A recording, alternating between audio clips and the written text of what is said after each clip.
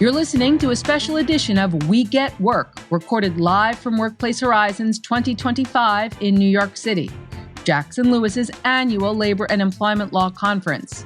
Over 500 representatives from 260 companies gathered together to share valuable insights and best practices on workplace law issues impacting their business today.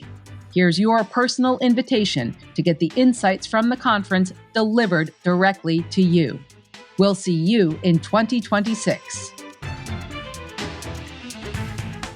Welcome to our live from Workplace Horizons 2025 podcast studio. Thank you for joining me, Ian Bugatti, principal in the Long Island office of Jackson Lewis, Emily Borna, principal in the Atlanta office of Jackson Lewis, and Pat Peters, principal in the Cleveland office of Jackson Lewis.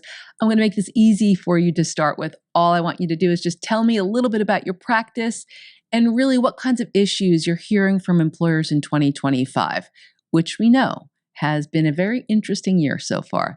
Pat.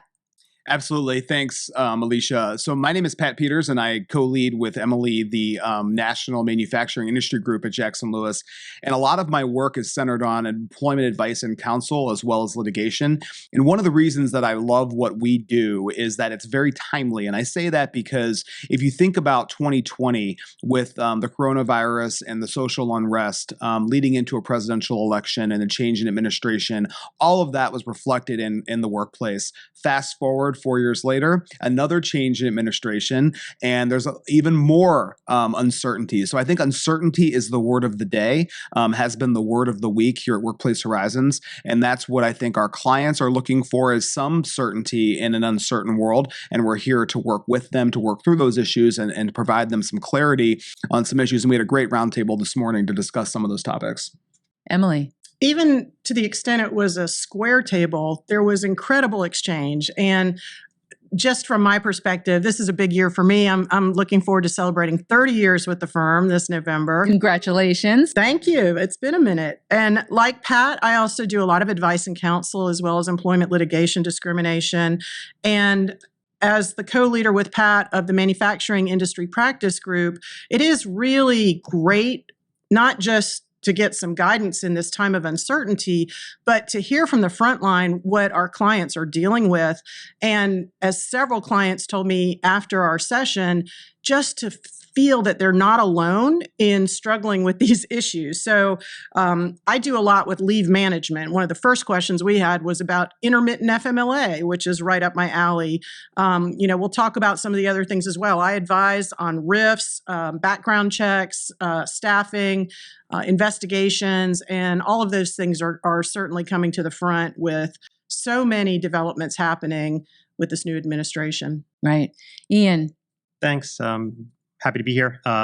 So to start, I do traditional labor, so deal with unions, but I also do some of our kind of tertiary practice groups like OSHA, workplace safety, and drug testing. And so it was a lovely discussion during our roundtable, square table, where we had a lot of different topics discussed, where we had very different pieces of expertise that we were able to kind of impart, so that you got a really interactive session, which is, I think, something new for this year from Workplace Horizons that I don't think really existed last year. So it was a lovely experience. I think we solved some problems for folks, and there's some follow-up that I think we'll all need to do. So it sounds like a lot was discussed. Pat, share a little bit about what are some of those issues that you really spent some time digging into. So it was interesting to me. Yesterday, a client came up to me and really praised the session that Amy Peck had done on immigration. And then Amy, we were blessed to join us today at our round table, square table, rectangle table, and dominated much of the discussion on ICE raids, on E-Verify, on international travel. So a lot of the clients that attended this morning have executives that come in from other countries, and what are they doing at ports of entry? industry? What are clients doing when ICE comes calling? What is the process to get warrants to search locations? And this hits a lot of manufacturers in particular. We learned today, manufacturers in the food industry, especially, there were clients who said that 95% of their workplace is made up of people native to Mexico and Central America, many of whom, are, subject to some of this intense scrutiny on their immigration status. So a lot of discussion about immigration status, the government's renewed focus and emphasis on enforcing our immigration laws, changing some of those directives that have been in place. One client commented about the end of temporary protected status in August, and what are they going to do to staff up? It led into a robust discussion about staffing in general. So, a lot of what's happening that people read about in the newspaper politically impacts these manufacturers on a day-to-day basis. Yeah. Thank you. Emily, a lot of big issues. What were some of the other discussions that you had affecting manufacturers this year? Right. Well, to segue off of what Pat was saying, staffing is an ongoing concern. I mean, since the pandemic, staffing has been a challenge. And relative to that, one of the topics we talked about was drug testing.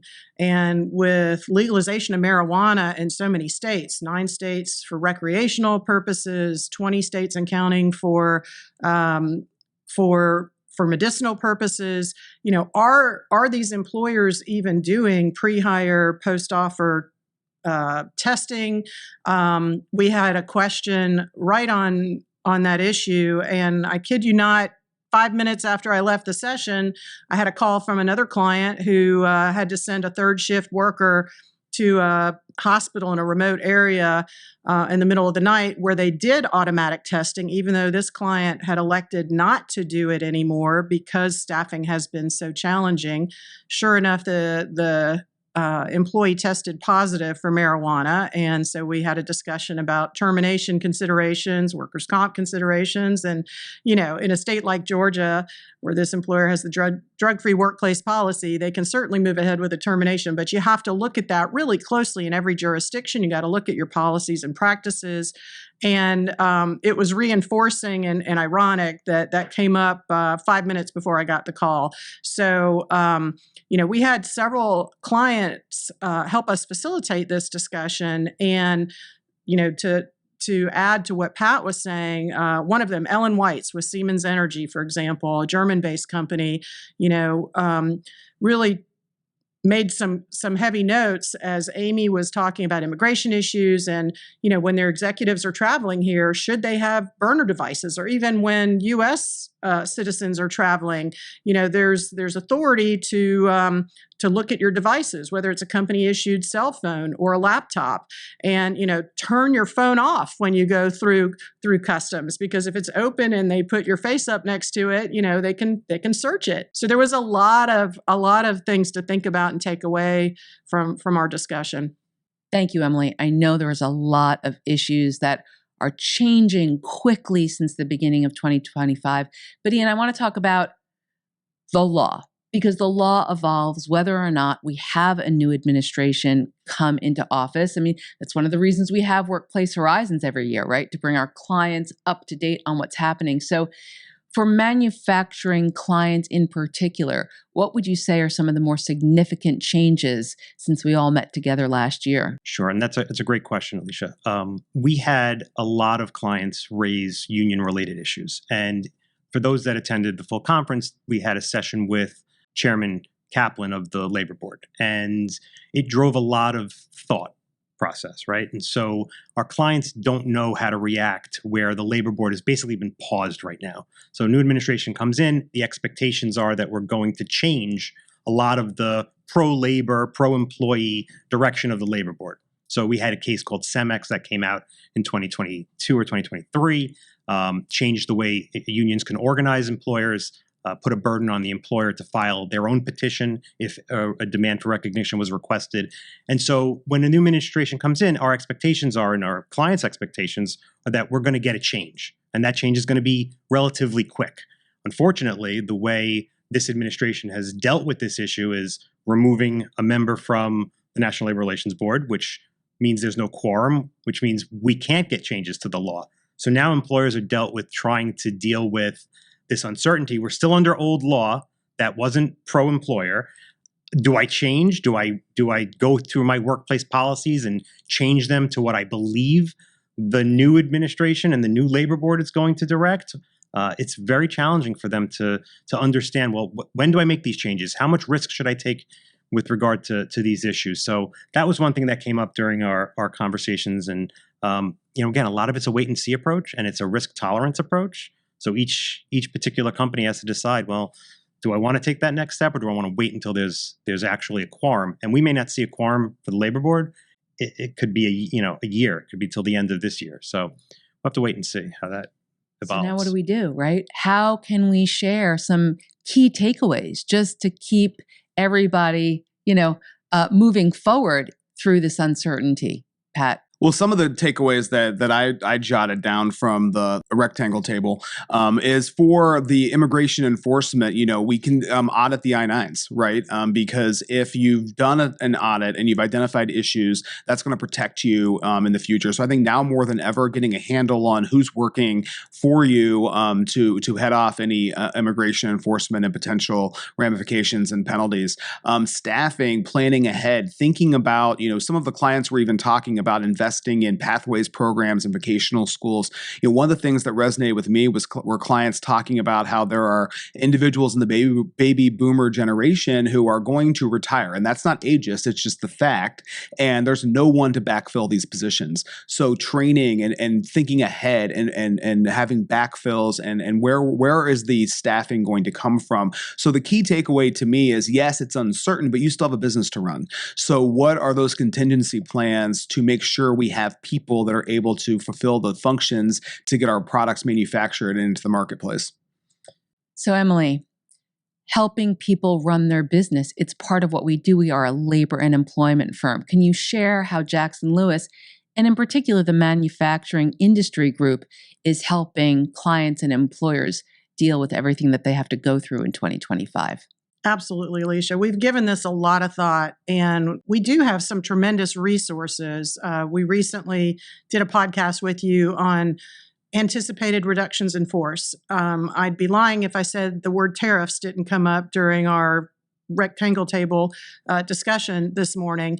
And, it has so many implications, but changes to the composition of a staff and the structure, and whether it's building up your team, is you're reshoring a lot of your operations, or even reducing some of your team if you don't have some of the materials, the raw materials you need, and other things.